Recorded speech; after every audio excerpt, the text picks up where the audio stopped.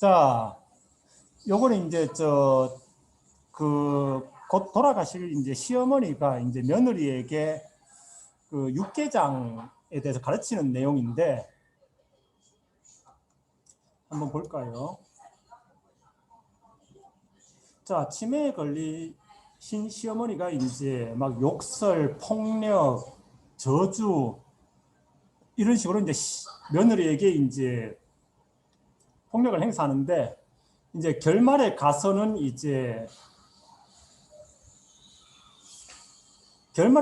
결국 그게 이제 다 그 며느리에게 육개장 재료 다듬는 법을 가르치기 위한 어떤 깊은 뜻이 있었다라는 식으로 이제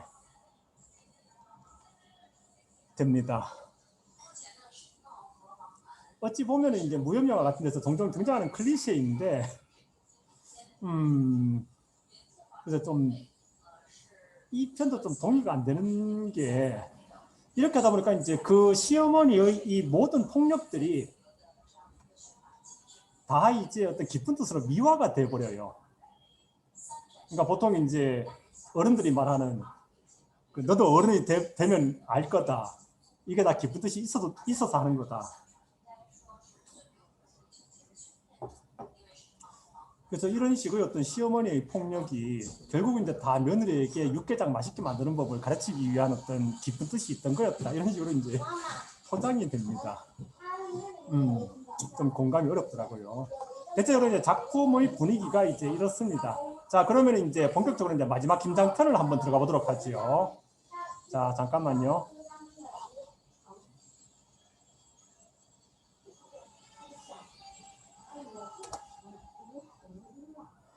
자, 여기서도 마찬가지입니다. 자, 왼쪽이 이제 그 김치는 사서 먹자라는 변화를 추구하는 이제 며느리고, 오른쪽으로 이제 김치는 이제 집에서 만들어 먹어야 된다는 이제 전통을 상징하는 시어머니인데 어떻습니까? 어느 쪽 편을 들고 싶으십니까?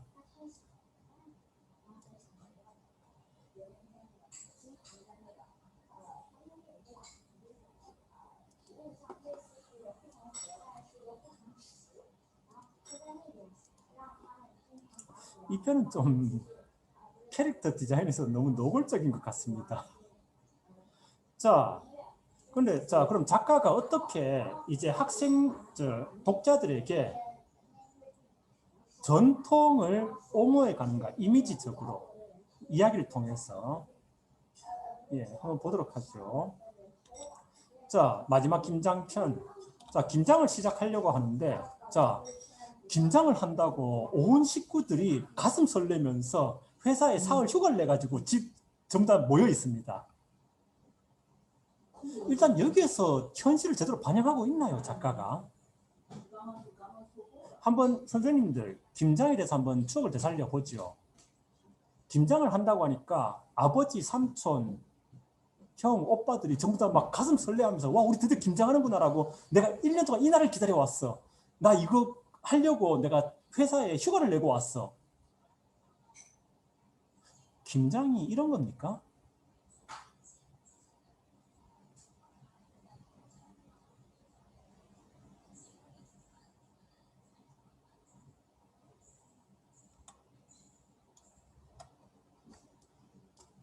저도 어렸을 때 어머니께서 이제 집에서 김장을 하셨는데, 저는 이제 대구 살다 보니까 어머니께서 이제 그 남자가 어디 부엌에 들어오냐, 그 다음에 이제 혼자 들어가셔서 하루 종일 낑낑거리시면서 이제 김장을 하시고, 보통 김장을 하시고 난 다음에는 이제 한 사흘 정도 몸살을 앓으셨어요.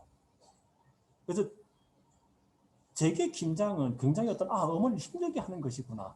그래서 제가 어른이 되면은 김치를 꼭 사서 먹어야지. 절대 내 와이프에게는 이제 김장 안 시켜야지. 어떤 그런 인상이었는데, 이 만화 속에서는 막, 와, 우리 드디어 김장하는구나. 막 내가 1년 동안 이날 기다렸어. 작가는 자, 김장을 이런 식으로 설명하고 있습니다. 과연 작가가 현실을 제대로 반영하고 있습니까?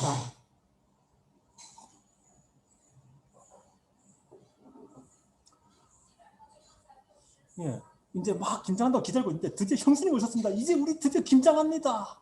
라고 막 다들 기대에 차서 들떠 있습니다. 그런데 이제 자, 이 형수라는 사람이 이제 그 갈등을 일으키는 변화를 추구하는 사람이죠.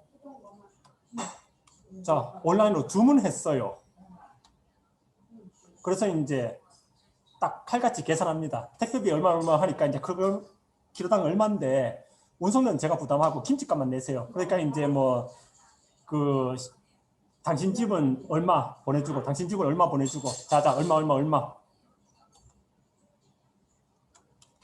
자 식구들 표정 보이죠? 자 여기서 작가는 1년에 가족이 몇 번 모이는지 아세요? 그러면서 이렇게 가족 모이기도 힘든데 긴장 때문에 모인다는 것은 모두에게 스트레스입니다.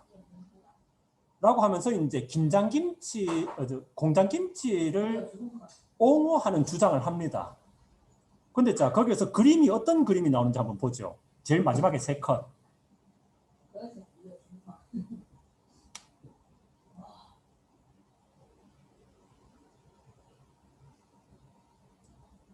자, 뒤쪽에 이제 김장김치를 옹호하는 주장이 나오는데 일단 여기서 작가는 이제 왜 공장김치를 먹어야 하는가에 대해서 이제 작가는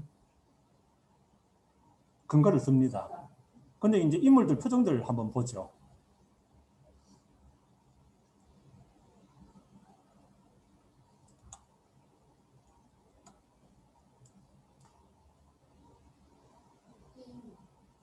그래서 이제 이 작품에서는 이제 김치는 가족들을 화합시키고 모으는, 반대로 공장김치는 이제 가족들을 파편화시키는 그런 것으로 묘사를 합니다.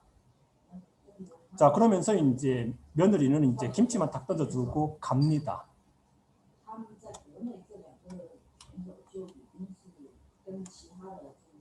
자, 던져진 공장김치를 바라보고 있는 식구들 모습 어떻습니까?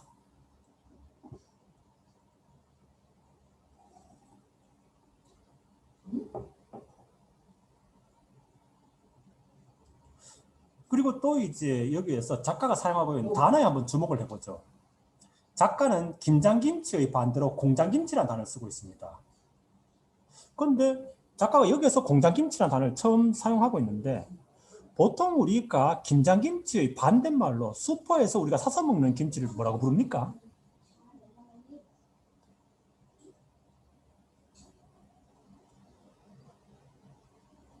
공산품 아닙니까? 예, 뭐 공산품. 저희 집은 이제 마트 김치라고 부릅니다. 선생님들은 어떻게 부르십니까? 사 먹는 김치. 예. 근데 작가는 이런 보편적인 단어를 빼고 이 만화에서 처음으로 공장김치라는 단어를 쓰고 있습니다. 공장김치란 어떤 뉘앙스를, 어떤 느낌 드십니까? 공장김치라고 하니까.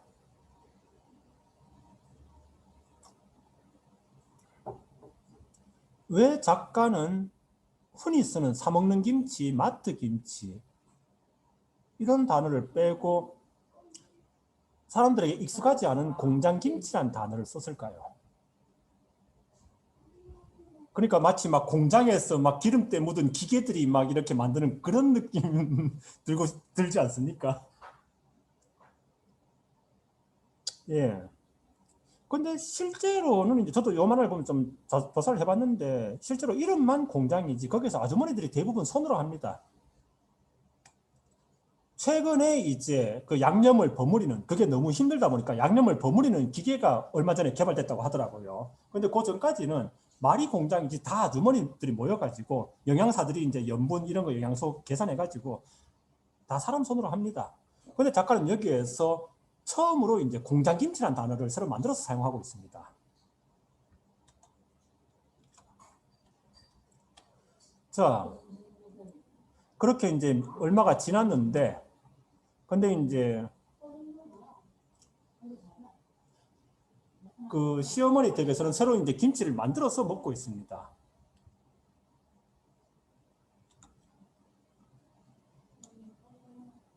그리고 이제 자, 요 인물도 중요한 인물인데 이제 주된 갈등은 이제 시어머니와 며느리 갈등인데 이 며느리의 딸, 그러니까 외손녀.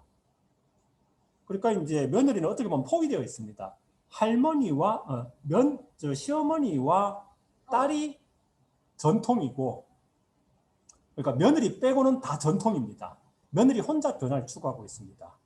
그 참 신기한 게 이 젊은 세대가 전통을 추구하고 있습니다. 뭐 한번 보도록 하죠. 자, 딸이 김치를 안 먹습니다. 그리고 이제 딸이 말합니다. 이 집을 유일하게 이제 이 가정을 지탱하고 있던 것은 손으로 만든 김장김치였다. 그런데 어머니가 공장김치를 가져오면서 이 가족의 유대를 깨버렸다. 그러면서 딸은 가출합니다. 한번 생각해 보죠. 우리가 사 먹는 김치가 그렇게 맛이 없던가요? 먹을 수 없을 정도로.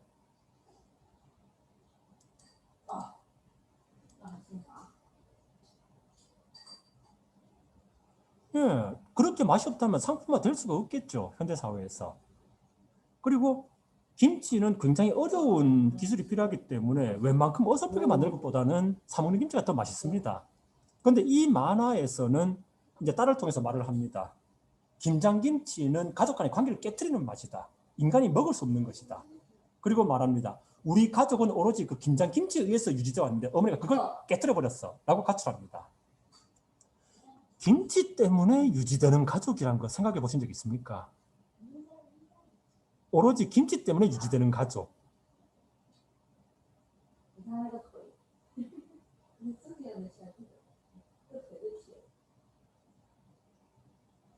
김치 때문에 유지되는 가정. 작가는 왜 이렇게 무리한 설정을 했을까요? 하여튼 간에 딸은 가출합니다. 우리 가족을 유지하는 게 그나마 김치였는데 엄마가 공장 김치를 사왔기 때문에 우리 가족을 무너뜨린 거야. 가출합니다.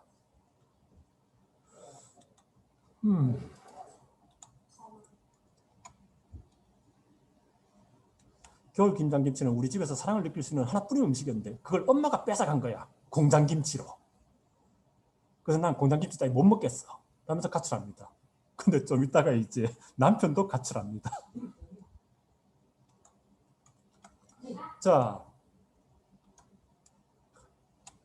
그래서 이제 그 시어머니는 김장을 통해서 가족들을 화합시키려고 하는데 자꾸 김치 때문에 이제 저 외손녀가 가출하고 점점 깨져 나갑니다.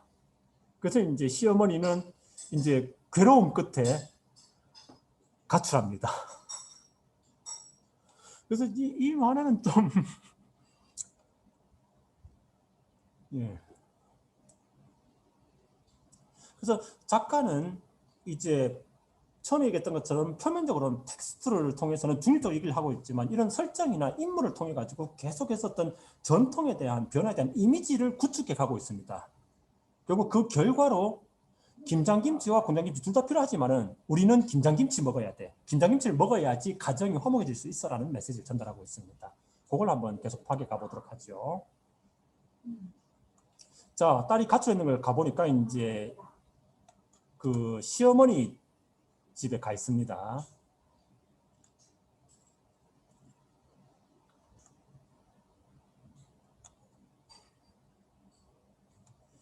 자, 그래서 이제 그 며느리가 와서 이제 딸을 데려가려고 합니다.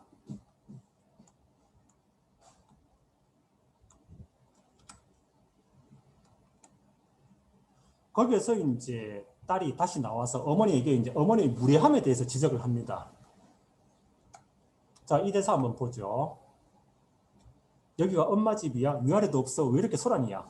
엄마 아빠 마음에 안 든다고 다 잘못된 거 아니잖아. 그러면서 이제 엄마가 이제 그 시어머니에게 태도가 그게 뭐야? 라고 나무랍니다. 근데 좀 여기서 이상합니다. 엄마는 위아래도 없어라고 이제 딸이 엄마를 나무라는데 며느리가 시어머니를 대하던 태도와 지금 딸이 어머니를 대하는 태도가 제가 봤을 때 별 차이가 없는 것 같은데요.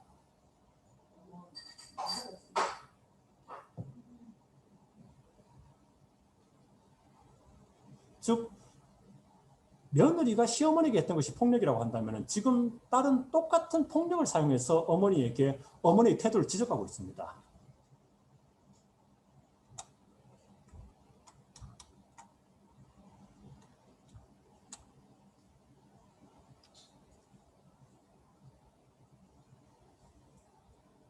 자, 그리고 이제 시어머니는 그 가족의 화합이 깨지는 걸 걱정하던 시어머니는 이제 그게 걱정되셔가지고 이제 가출을 하셨습니다.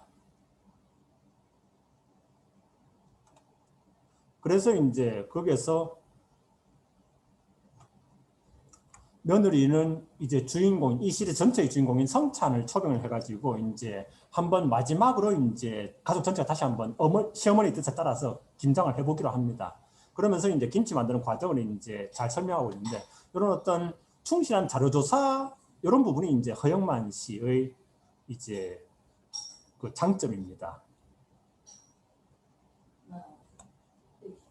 자, 그래서 이제 배추를 어떻게 골라야 하는지 이제 그 고춧가루를 어떻게 해야 되는지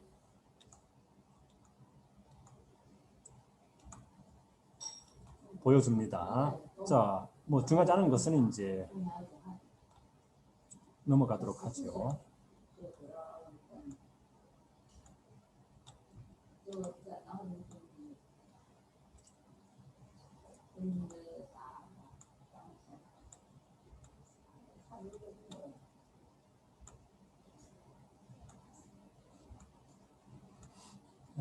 그 장면이 어디 갔는지 잘 안 보이네요. 잠깐만요. 제가 놓친 것 같습니다. 아, 예, 여기 있네요. 자, 이 부분 한번 보죠. 작가는 이제 그 가운데 오른쪽 컷에 보면은 대량 생산으로 규격화된 김치도 바쁜 현대 사회에서는 절대로 필요합니다. 자, 그럼 한번 생각을 해보죠. 현대인들은 왜 그렇게 이제 공장 김치를 많이 소비할까요?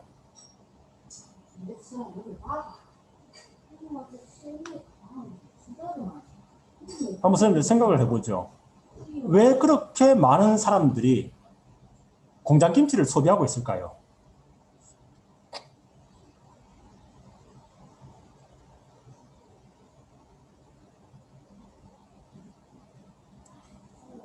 이 만화가 말한 것처럼 김장김치가 그렇게 필요하다면은 그렇게 가족의 화목에도 도움이 되고 어떤 그걸로 이제 가족 간의 사랑이 유지가 돼서 가정이 유지가 되는데 왜 많은 사람들이 공장김치를 여전히 먹고 있을까요?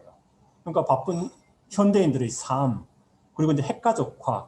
근데 이 작품 속에서는 이 메시지 이외에는 어떠한 왜 현대인들이 공장김치를 먹는가에 대한 이유를 설명하지 않습니다. 대신에 김장김치를 하면 어떤 점이 좋은가는 장황하게 설명을 합니다. 그러니까 이런 텍스트를 읽고 학생들은 아, 작가가 자 현대 사회에서는 공장김치도 필요하다라고 작가가 이렇게 언급하고 있다.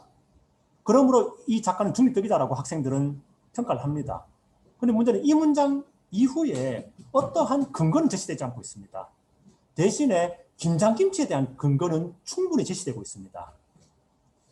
그리고 또 이제 이건 제가 예전에 만화를 그려봐서 아는데 자 선생님들 한번 보죠. 한 페이지에 이렇게 작은 컷에 텍스트가 이렇게 빡빡하게 들어가 버리면은 만화를 읽는 독자들은 어떻게 할까요?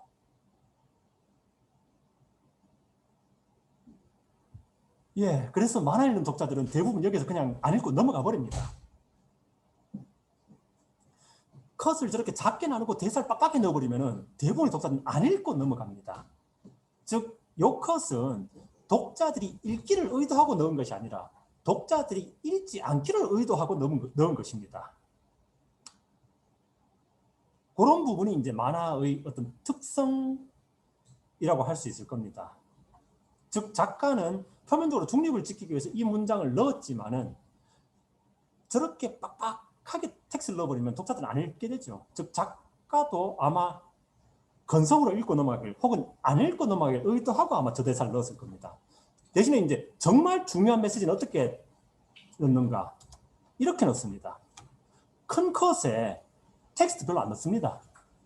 이래야지 독자들이 본능적으로 아, 이 정보가 중요한 정보구나 라고 생각하고 주목합니다.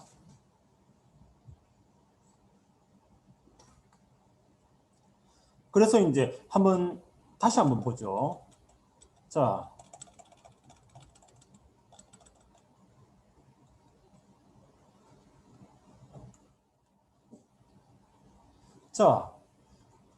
두 번째 컷에서 이제 공장김치의 필요성에 대해서 설명되고 있습니다. 컷 크기 보이시죠? 제일 위쪽에 오른쪽 컷. 만화에서는 컷의 크기가 정보의 중요성을 의미합니다. 자, 그런데 반대되는 주장, 즉 김장김치의 중요성은 어떻게 처리했는지 한번 보죠.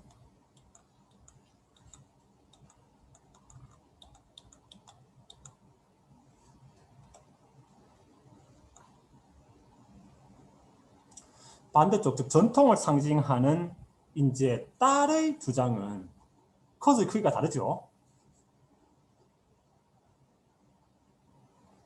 그게 만화에서 정보의 중요성입니다.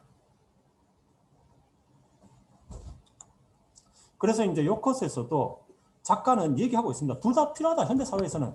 그런데 공장김치가 왜 필요한지는 설명 안 해줍니다. 근데 김장김치가 사람들이 얼마나 소중한지는 감성을 섞어서 과도하게 설명을 해줍니다. 자, 결말 부분으로 넘어가 보죠.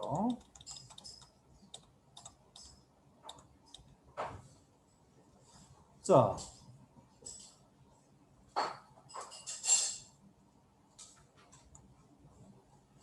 여기에서 이제 아버지가 이제 TV 보면서 이제 마늘 빻고 있습니다. 제 기억에도 이제 김장에서 남성의 역할은 저 정도 했던 것 같습니다. 마늘 빻는 것 정도. 나머지 이제 양념하고 들고 나르는 것은 이제 전부 다 여성들이 몫이었죠. 근데 거기에서 이제 또 며느리가 이제 남편이 TV를 보고 있으니까 TV를 툭 끄면서 한마디를 합니다. 자, 이 며느리의 행동은 전통입니까? 변화입니까?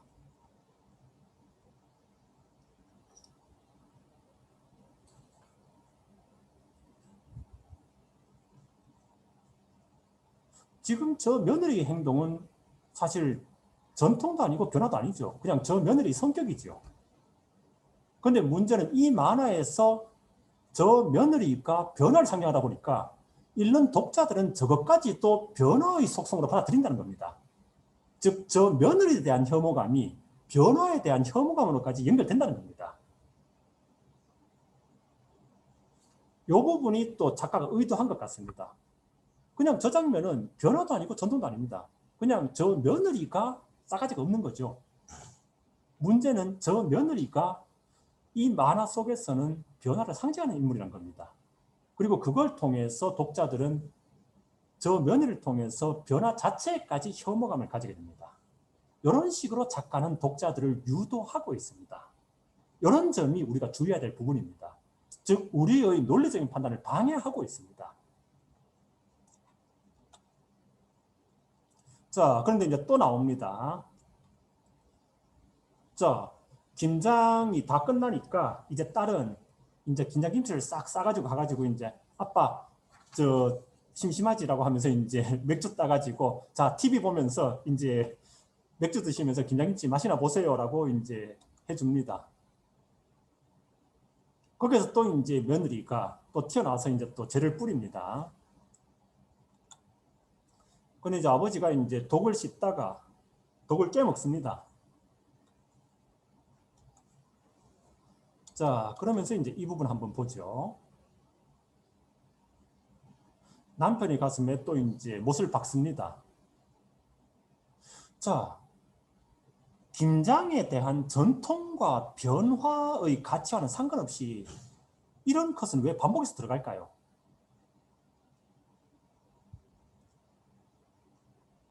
며느리 저런 모습.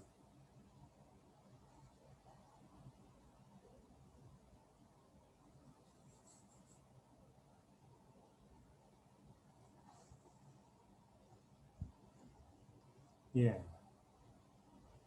저 캐릭터를 형성하는데 저 캐릭터가 이 만화 속에서는 변화를 상징하는 인물입니다. 결국 저 캐릭터의 모든 것을 독자들은 변화로 인식할 겁니다. 그러다 보니까 처음에 설명드렸던 것처럼 작가는 중립적으로 하고 있다라고 하는데 아이들은 전부 다 공장김치 먹으면 안 되겠구나 라는 인식을 갖게 됩니다.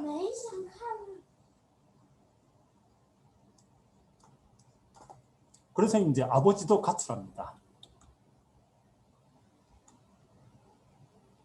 하여튼 간에 이렇게 김장을 끝내니까 때마침 이제 그 가출했던 뭐 며느리는 이제 끝까지 이제 죄를 뿌립니다. 김장 끝났으니까 난 집에 갈 거야.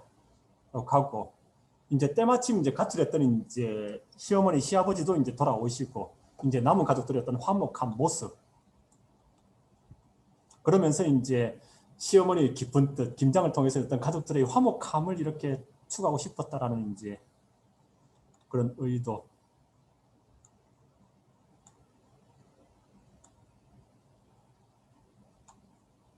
자, 근데 집에 와 보니까 이제 아버지가 가출해 있습니다. 그러니까 자, 정리해 보죠. 딸 가출했고 이제 시어머니 가출했고 남편 가출했습니다.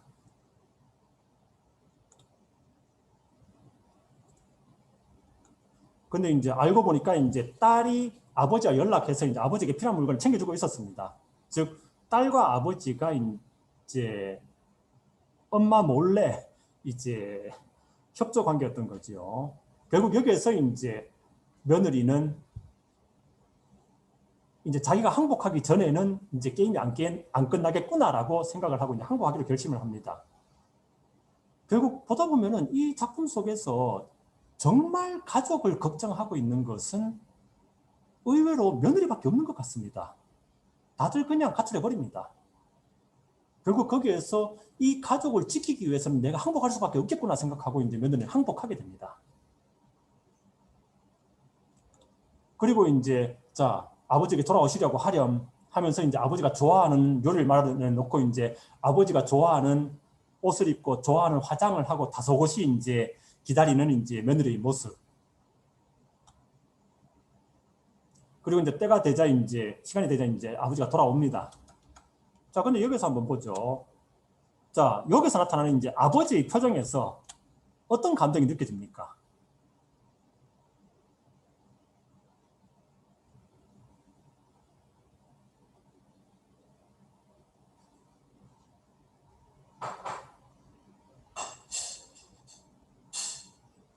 선생님들 조금은 호응을 해주셔야지 제가 이끌어 나가기가 조금 수월해집니다.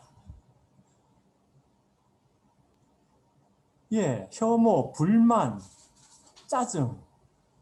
근데 저 남편은 왜 저렇게 당당하죠? 우표적이네요. 예, 그리고 이제 거기에서 이제 며느리는 그 잘못을 비는데 며느리는 뭐 잘못했죠?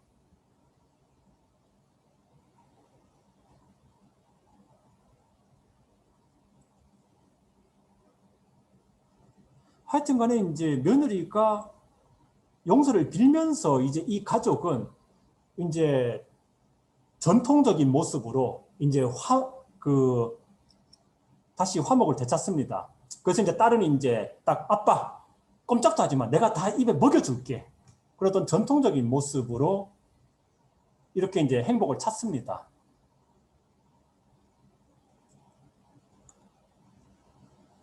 그러면서 이제 아버지는 김치를 먹고 이 맛 때문이었어 라고 이제 눈물을 흘립니다. 근데 자, 이 작품의 이 편의 가장 모호한 점인데 이 아버지가 뭐라고 얘기를 하는가 하면은 자, 실직을 했던 대기업에 다니다가 실직을 했던 이 아버지가 택시 운전을 해보니까 너무 마음이 편하더라. 대기업 간부가 뭐 대단하냐? 나 택시 운전하니까 너무 마음이 편하더라. 그래서 이제 내가 택시 운전하고 싶다. 근데 이제 그 아내와 딸에게 아빠가 택시 운전한다는 거 너희들이 이제 받아줄 수 있겠느냐? 라고 이제 울면서 호소를 합니다. 즉 여기에서 아버지가 나의 어떤 기존의 어떤 그 인식, 그러니까 대기업 간부였다가 택시 운전한다는 이 인식의 변화. 근데 나는 택시 운전하는 게 행복해. 그럼 나의 변화를 너희들 수용해 줄 수 있겠어? 라고 호소를 합니다. 그런데 며느리가 김치에 대해서 변화를 추구했다가 어떻게 됐죠? 남편이 아내에게 어떻게 했습니까?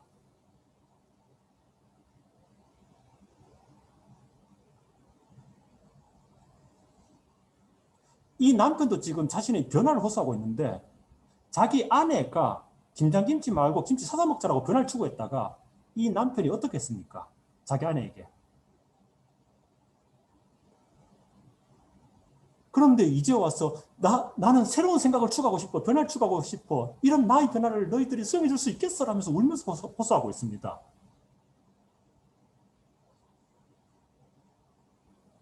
그럼 이게 도대체 뭐 하자는 얘기지요? 근데 하여튼 이렇게 이야기는 마무리가 됩니다. 그러니까 이게 좀 그럼 작가가 변화에 대해서 얘기하고 싶은 거냐 전통에 대해서 얘기하고 싶은 것인가? 자기 아내가 김치에 대해서 변화를 추구했다고 가출을 해가지고 아내에게서 억지로 항복을 받은 남편이 이제 와서 내 이런 새로운 생각을 너희들이 왜 못 받아주니라고 울면서 호소하고 있습니다. 자, 그리고 첫 장면에서는 이제 코트를 입고 이제 커리어 우먼으로 등장했던 이 며느리가 이제 결말에서는 몸빼를 입고 전통적인 어떤 며느리의 모습, 몸빼를 입고는 이제 처음으로 웃습니다. 행복한 표정을 짓습니다. 그러면서 이제 앞으로 또 이제 계속해서 이제 김장을 담궈야지요. 라고 하면서 이제 결말을 맺습니다. 즉 이제 며느리가 시어머니에게 항복함으로써 이제 이 작품은 어떤 모두가 행복해진다라는 결말을 완성합니다. 그런데 과연 여기에서 작가가 타당하게 이 결말을 이끌어 갔느냐가 이제 마지막 질문입니다. 작가는 전통과 결말의 갈등을 다루고 있습니다. 그리고 결말에서 변화가 전통에 항복해야지 모두가 행복해진다라는 결말을 내고 있습니다. 그런데 과연 그 결말까지 작가가 타당하게 이끌어 갔는가? 우리에게 충분히 정보를 줬는가? 그렇게 이끌어 갔는가? 아니면 혹시 감성적으로 혹은 정보를 편파적으로 제공하면서 그러면서 우리를 의도된 결론으로 이끈 것은 아닌가? 그게 이제 이 마지막 김장편에서 던져야 할 마지막 질문입니다.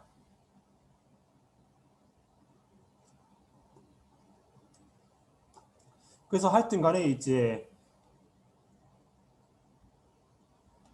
첫 장면에서는 이제 코트를 입고 단호한 표정을 하던 이제 며느리가 마지막 장면에서는 이제 몸빼를 입고 항복을 하고는 이제 비로소 이제 행복한 표정으로 끝이 납니다. 이렇게 작가는 이제 몇 번의 텍스트를 통해서는 둘 다 중요하다, 현대사는 둘 다 필요하다라고 하지만은 이미지를 통해서는 전혀 다른 정보를 전달합니다. 그게 우리가 이미지가 포함된 텍스트를 분석할 때 주의해야 되는 부분입니다. 학생들은 여전히 어떤 텍스트 쪽을 신뢰하는 경향이 있습니다. 그러다 보니까 이미지적으로 이렇게 편파적으로 갔음에도 불구하고 그걸 눈치 못 채고, 왜냐하면 아직은 이미지를 분석하는데 약하니까 자기가 영향을 받았다는 것을 인식을 못하고 텍스트에서 텍스트를 보니까 작가가 이렇게 언급을 했어요. 그러니까 작가는 중립이에요. 라고 얘기를 합니다. 그런 면에서 이제 이 작품은 어떤 학생들이 그런 맹점을 지적해 주는데 굉장히 좋은 작품이 될 것 같습니다. 저는 이제 몇 개의 편을 뽑아서 이렇게 수업을 하는데 선생님들은 또 이제 저와 다른 관점에서 다른 작품을 찾아낼 수 있으시겠죠. 자, 그래서 이제 3분 30초 남았는데, 자, 선생님들, 제 설명은 여기까지입니다. 마지막으로 이제 질문 받고 이제 끝내도록 하겠습니다. 질문해 주시기 바랍니다.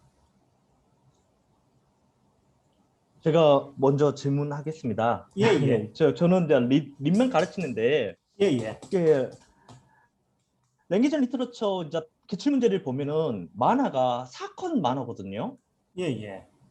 그런데 이제 선생님께서 이 작품을 이렇게 하시는 이유가 있으신가요? 사건 만화가 아니라? 일단은 우리나라 거를 써야 된다는 또 제한이 있어가지고, 그러니까 요즘은 이제 나오는 만화들이 대부분 이제 에피소드 주변의 웹툰이다 보니까, 그러니까 사건이라는 게 없습니다. 그냥 에피소드지. 그런 점에서 이제 좀 사건 위주로 하다 보니까 제가 쓰는 게 이제 그 왜 내부자들이나 이끼 그 김태호 작가 거 해봤었는데 요거는 좀 학생들이 하기에는 너무 사회적입니다. 정치 이런 부분. 그러다 보니까 좀 이제 요걸 하게 됐네요. 네, 아니 이게 왜 제 질문의 의도는 뭐냐면 이게 선생님 말씀 예예 맞으시는데 예예 이게 제가 맨 처음에 말씀드렸던 그 우리가 그래픽 노블로 보기에는 예 이 쉽게 선생님께서 이제 비판적으로 보셔서 그런데 제가 느끼는 예 건 뭐냐면은 예예 이거는 그래픽 노블까지 가기는 갈등이 조금 이게 어떻게 보면은 작품의 완성도가 좀 예. 떨어지니까 혹시 이걸 선택하셨는가 갑자기 이제 그런 생각이 들어가지고 요 말씀을 드렸습니다. 그건 아니고요. 요거는 뭐 제가 봤을 때는 그래픽 러블로도 볼 수 있고 만화로도 볼 수 있고 양쪽 다 가능하다고 봅니다. 그러니까 그 옴니버스식 구성이라 가지고 각 회마다 이제 별도의 주인공이 등장하기도 합니다만은 이제 전체적인 작품 전체의 주인공은 이제 아까 그 좀 통통한 친구 성찬이라는 인물이기 때문에 또 그렇게 본다면 하나의 긴 이야기도 볼 수 있고. 근데 여전히 이제 지금의 만화에서는 그만큼 어떤 이야기 구조를 가진 게 좀 발견하기 힘들어 가지고 여전히 이제 이 작품을 쓰고 있습니다. 선생님, 그러면은 예, 도서관에는 학교 도서관에 이 책이 다 예. 구비가 되어 있습니까? 그 다는 아니고 이제 한질. 그러니까 전체는 맞죠. 근데 한질이 구비되어 있습니다. 감사합니다. 예, 예. 자, 한 질문 더 받고 끝내면 될 것 같습니다. 선생님, 예, 예. 아이고, 죄송해요. 그, 저 궁금한 게 지금 이 식객이, 나온 때가 좀 오래됐잖아요. 그렇죠. 예, 그러면 이 수업하면서 지금 저 인물들이 저렇게 할 수밖에 없는 그 시대적 배경도 같이, 그러니까 그 시대를 바탕으로 해서 설명해 하시나요? 아니면, 그러니까, 지금 현재에서 저런 인물들이 너네들한테 어떻게 뭐 받아들여지는지 이해하는지 이런 식으로 설명하시나요? 예, 시간이 다 돼서 제가 저 위챗으로 답을 드리겠습니다. 아이고, 예, 네, 감사합니다. 끝내겠습니다. 예, 감사합니다. 수고하셨어요. 예. 선생님 너무 감사합니다.